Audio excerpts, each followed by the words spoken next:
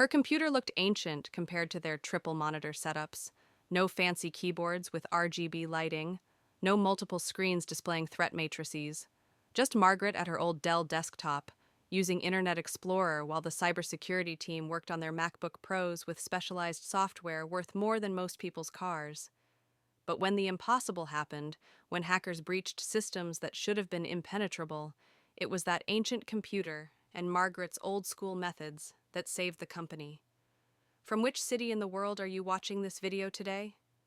If this story resonates with you, consider subscribing for more tales where experience trumps technology, and sometimes the old ways prove more powerful than the new.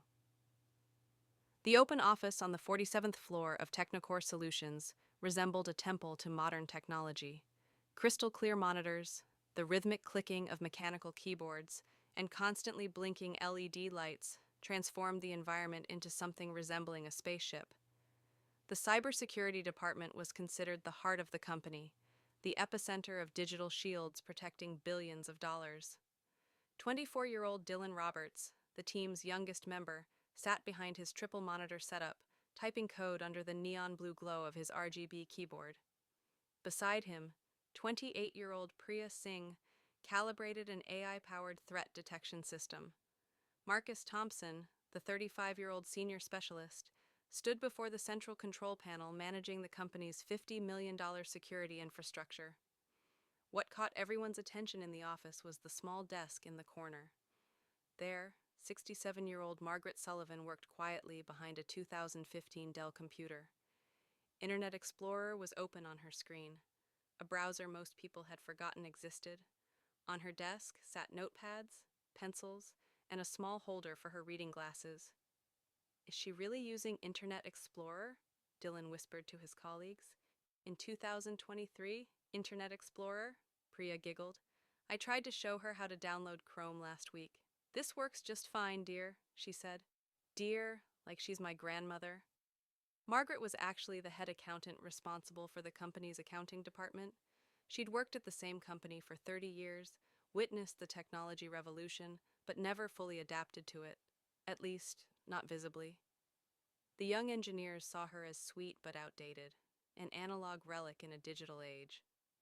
"Look at that monitor," Marcus said, shaking his head. 15 inches. Resolution's probably 1024 by 768. I use smartwatches bigger than that. Margaret's computer truly looked like a museum piece from the digital age. Its case was beige plastic, the fan noise constantly revealing the struggles of an old generation processor. Her keyboard wasn't mechanical, just a standard office keyboard with plastic keys. The dust accumulated on her mouse wheel clearly showed how old it was. Meanwhile, the cybersecurity team's setup was a technological marvel. Each workstation was worth at least $5,000. Curved monitors, mechanical keyboards, precision gaming mice, and RGB lighting systems, every detail optimized for performance and visual impact. Dylan's main monitor displayed real-time network traffic. Data packets danced across the screen in colorful lines. His second monitor showed a map of the company's global infrastructure, thousands of server nodes pulsing like a heartbeat. The third monitor displayed constantly updating threat feeds and security alerts. Priya's setup was even more impressive. Her AI-powered systems visualized millions of data points analyzed by machine learning algorithms.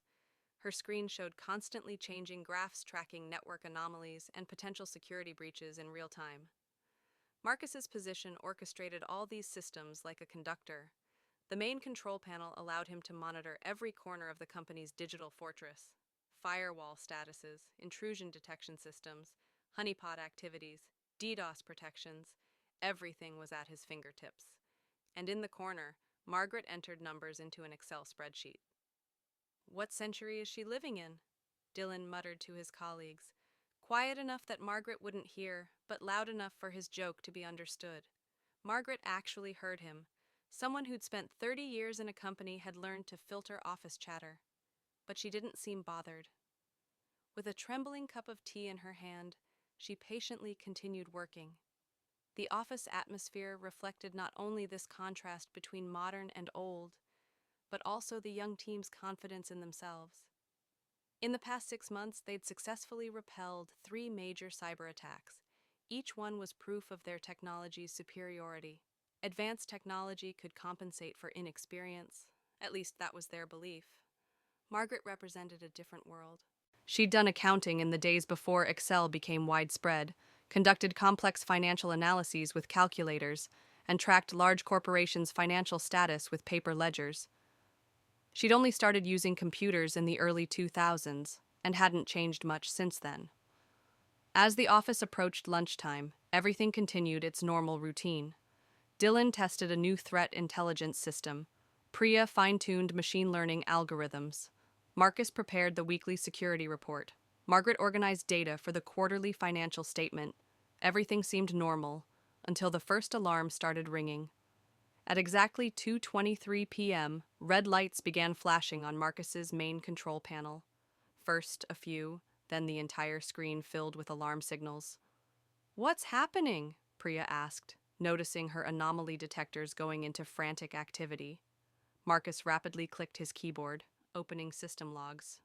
Something big, multiple system breaches, unauthorized access attempts on the main firewall. Dylan began examining network traffic on his monitors.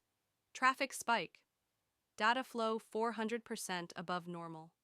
This could be the beginning of a DDoS. Priya's AI system was frantically sounding alarms. Machine learning algorithms are detecting abnormal patterns. These attack patterns have never been seen before. Marcus came with even worse news. There's unauthorized access to financial systems. Attempts are being made to access main databases. While other departments tried to understand what was happening, the cybersecurity team went into full alert mode. This was their war room, and now a real war was beginning. Activate primary defenses, Marcus commanded. Raise intrusion prevention systems to maximum level. Dylan worked at lightning speed on his keyboard, activating network segmentation protocols, isolating critical systems. Priya's AI system began suggesting counterattack strategies. Automated response systems ready. We can trace the attacker's IP addresses. But in the following minutes, they began to see their technology starting to fail. "Firewall breached," Marcus shouted. "Main defense layer compromised." "How is this possible?" Dylan asked in disbelief.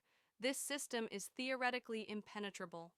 Priya's AI system was giving confusion signals. "Machine learning models can't categorize the attack patterns. This is completely unknown methodology." As minutes passed, the situation worsened. The attackers weren't just bypassing systems. They seemed to be predicting and countering every defense mechanism. "They've gained access to financial data," Marcus said, beginning to panic. "Unauthorized transfers to corporate accounts are starting." At this point, CFO David Richardson urgently came to the cybersecurity department. His face was pale, his voice trembling. "How much money have we lost?" Marcus showed real-time financial losses on the main screen. $2.3 million in the first 5 minutes, and the rate is increasing. "How quickly can you stop it?" "We're working on it, sir. We've deployed all advanced systems, but..." "But what?" Dylan intervened. "The attackers seem to be predicting our countermeasures. They're anticipating our every move." Richardson was panicking. "At this rate, we'll lose half our corporate reserves in 30 minutes. Find an immediate solution." The team began working even more intensively. Marcus activated all backup systems. Dylan tried to implement additional firewall layers. Priya overrode the AI algorithm's learning parameters, switching to manual mode.